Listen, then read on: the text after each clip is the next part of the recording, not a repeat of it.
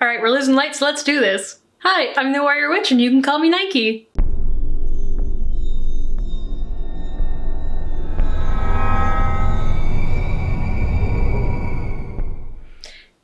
Today, we're going to be talking about how I've made my own tarot mats. You know, like for reading cards on and stuff.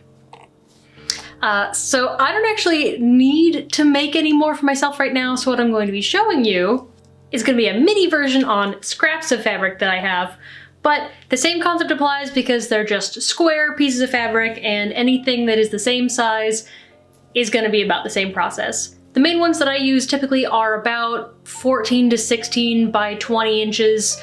You know, they're a decent size, they cover a lot of ground, and they allow you to put on a lot of cards. So if you like doing bigger spreads, these are great. And they double as a great way to keep your cards safe because I also will wrap my cards up in the actual mat. If you don't have any sewing experience, that's totally fine. There's lots of hand stitching tutorials online that will work perfectly well for this because all you need to do is a straight stitch. That's it. If you happen to own a sewing machine or you have access to a sewing machine, all you have to do is the basic simple stitches. That's it. And I'll be going through those steps with you in a voiceover version, and you'll see the actual video version, which I'll do later and edit together. Yeah.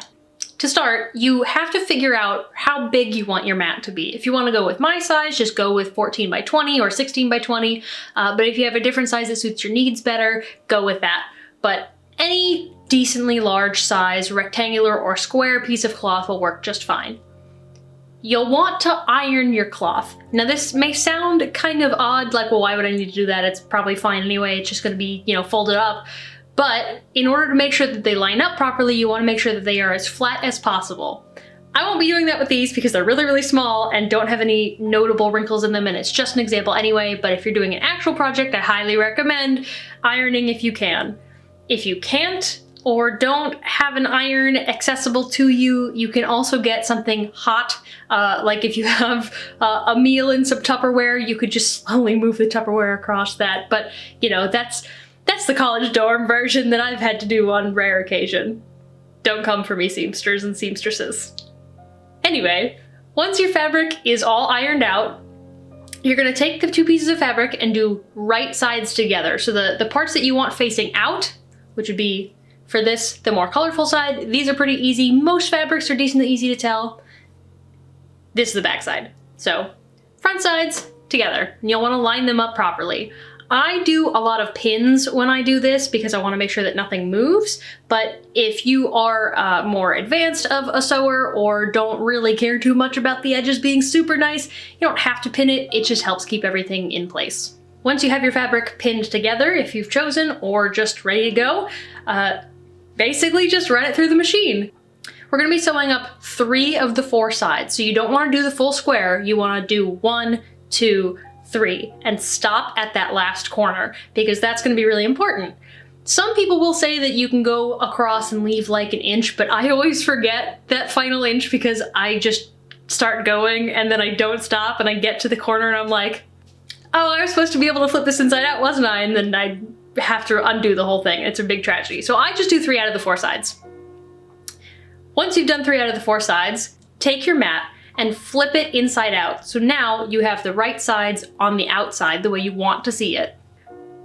From here, I will take that one open top edge and I will just gently fold the corners down as much as I want them to be, and I will try to iron this fold together. That might sound a little bit funky, so I'll show you what I mean visually. I try to make sure that I have this so that when I want to sew it together, it's gonna lay pretty flat, pretty even. And I'll also iron over all the edges that have now been sewn the one way to try to make it as flat as possible. Now, I'm obviously no expert seamstress, so mine aren't exactly perfect, but the reason that I do this is because I like to have this nice crisp edge here so that I can have a really, really tight seam. And that means that you're gonna wanna iron it flat and then we're gonna be going over it again. So you iron it all out so you can get it as tight as possible. You'll probably have to do a little bit of tugging on it, that's okay. If you wanna pin it again, you can. This is optional, I usually don't. Some of my edges end up messy, that's okay. So from there, once you've got it all flattened out and ironed again, and you've got the edges kind of crisp and nice, now you can choose to start on the edges you've already done and then finish with that final edge, or you can start with that final edge and then go over the other ones. Doesn't really matter. It doesn't make a huge difference when I do it. We're not looking for perfection here. We're not looking for, you know, top of the market kind of looks. It's just meant to work. Now, once you get to that edge, whether you're starting with it or whether you're finishing with the open edge, you want to be very careful and press those seams together. Now, before you finish up this edge, if you wanted to add any sort of like ribbon closure or anything, like extra thing to wrap around to keep it all together, you can, and you just put a piece of ribbon in and sew straight over it. It's really that simple. And this is the area where you do it, it's on that open edge. So if you wanted to add a little extra ribbon there, you can. I don't personally, because my mats are big enough that they wrap over themselves a couple of times, and therefore I don't have to worry about them coming undone. And I'm not really tossing them around in a bag anyway, so I don't really have to worry about them opening up and going everywhere in the first place. But if that's a concern that you have, you can do extra ribbon to wrap around a couple of times to keep it extra secure.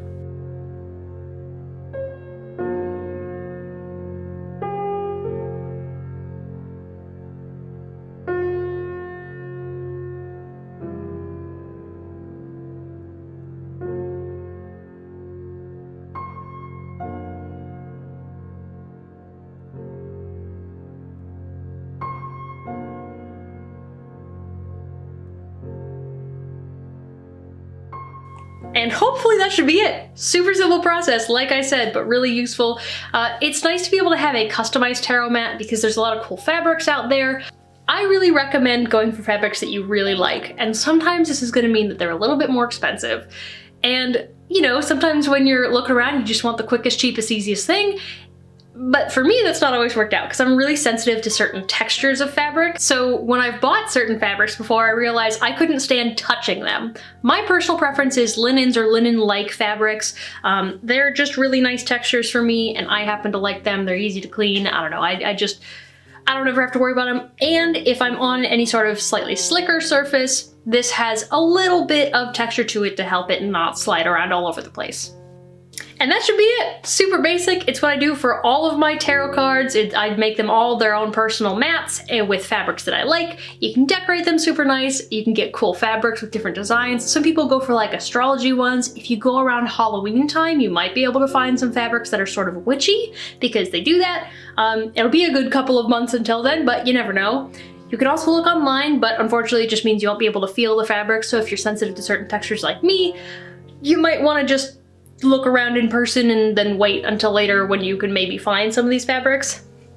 But it's a fairly simple process. So I enjoy making them myself. I enjoy doing a lot of DIY stuff for my work when it comes to my magic stuff. And I just think it makes it more special for me personally. All right, that's all I got for you guys this week. Super short, super easy.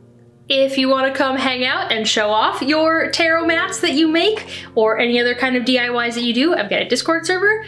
You can also share it on Instagram and use the hashtag WarriorWitchCoven to show it off, and that's a great way to interact with the community. And if you want to follow me, I've got a Instagram, Twitter, a Patreon if you want to support me. You get the videos early, always. And that's it. That's all I got. So I'll see you guys next time, and blessed be.